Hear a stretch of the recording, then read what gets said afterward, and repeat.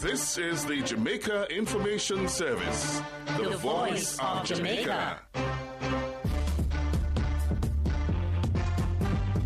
You're inside Jamaica Magazine. Encouraging the information flow, sharing the news and views you need to know. We are building an informed Jamaica every day. Listening to what you say.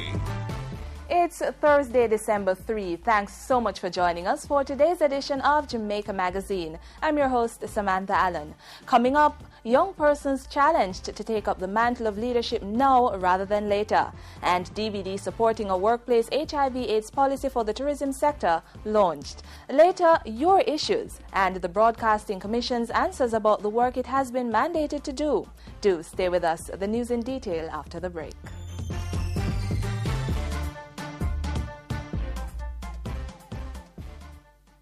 When I look in the mirror, sadness looks back at me. Will my life go carelessly? But even with the sadness and fear, the word of peace I will share. I choose peace. I choose to live violence free.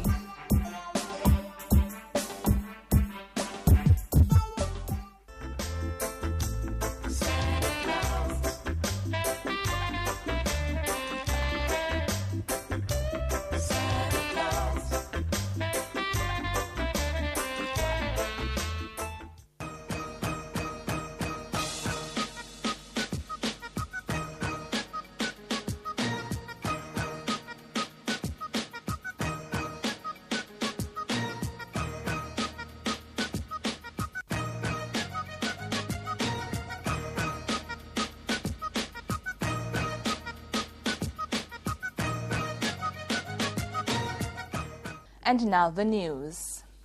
Youth mayors are to receive $100,000 each to implement a project that is substantial and long-lasting.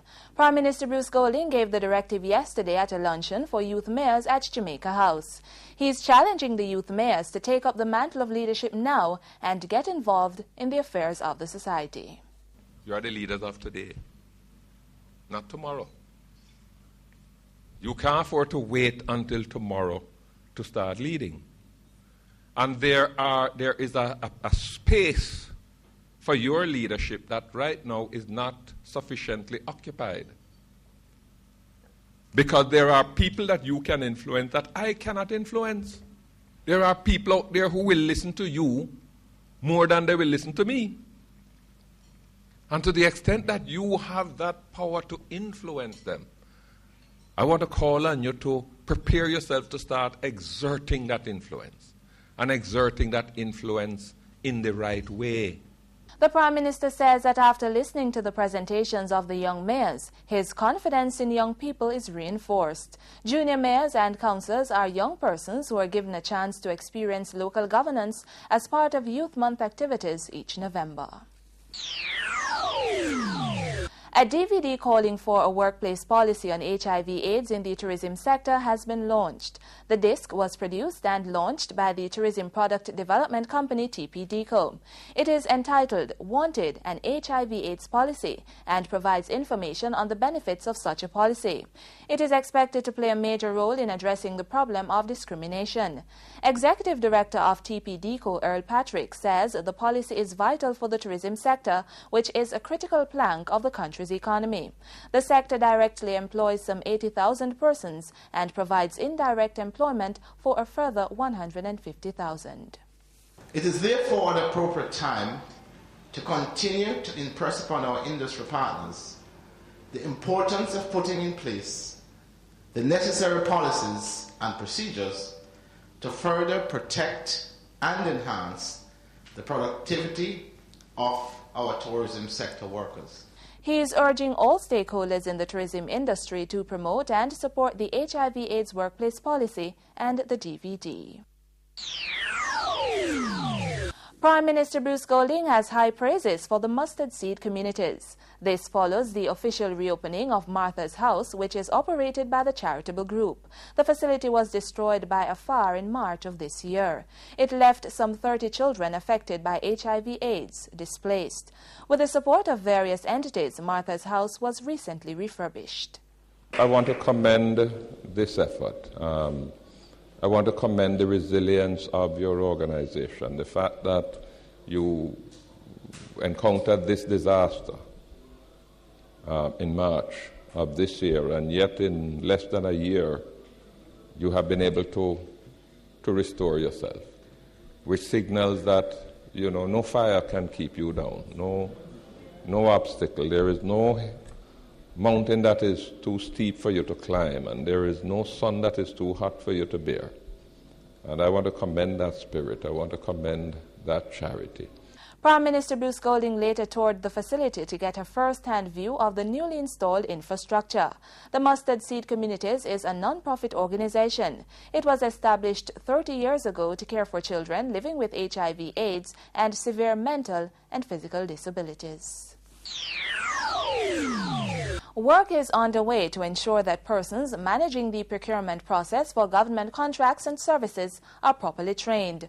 Those efforts were outlined by Shirley Gale Sinclair, Senior Director of the Procurement Policy Implementation Unit in the Ministry of Finance and the Public Service. She was speaking at a recent JIS think tank session. Procurement is a very technical, it's a discipline. It's very technical, and how it has evolved in the public sector is that people were not trained first. And so in terms of our human resource capabilities, we were very weak. What we have now, we have sustained training initiatives led by the Ministry of Finance, and as a next step in the modernization program, what we intend to do, and we've started the work on this already, is to establish a training course at Mind for the ongoing and further development of our procurement staff. The Procurement Policy Implementation Unit was set up in 1999. It is responsible for policy and legislation that guide how government contracts are obtained. Over the last 9 to 10 years, there has been an extensive drive to modernize and reform the procurement process, and Mrs. Gale Sinclair says the efforts have been reaping success. The police force is making headway in changing its relationship with the public. Assistant Commissioner of Police John McLean says one of the biggest challenges is the public's lack of trust in the police. There are many good reasons for that over the years, but we're trying to turn that around. The relationship between the police and the public, particularly in the city communities, it hasn't got where it has overnight. It's deteriorated over years, and things have happened on both sides that have caused problems. What we are trying to do is change that. Mr. McLean was speaking yesterday at a briefing session for the interns assigned to the Jamaica Constabulary Force. The internship is part of the Kingston Urban Renewal Project, which is sponsored by the Inter-American Development Bank, the IDB. The Jamaica Social Investment Fund, JSAFE, has equipped the Mount Salus Basic School with a new state-of-the-art building. The institution is located in West Rural St. Andrew. Principal of the school, Rose Reese, says the donation will help the institution provide the best education to students. Let me just say a big thanks to JSAFE again for the 4 classroom, the boys and the girl bathroom, staff bathroom, the kitchen. When you go down there, you just see how amazing the building is. And you will, with all of this, I am sure the children will learn to the best of their ability. Mount Salus Basic School was established in 1984 with 26 students. Today, the institution has 76 students. Those were the stories making the news today. For more information, please visit our website at www.jis.gov.jm. Stay with us. Jamaica Magazine continues.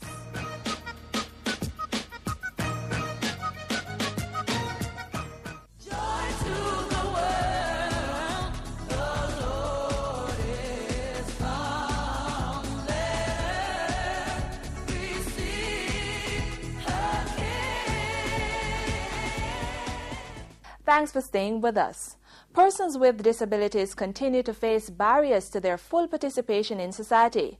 But on this day, we are called to actively participate in creating a Jamaica that is inclusive.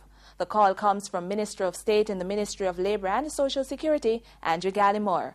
Up next is his message to mark International Day for Persons with Disabilities.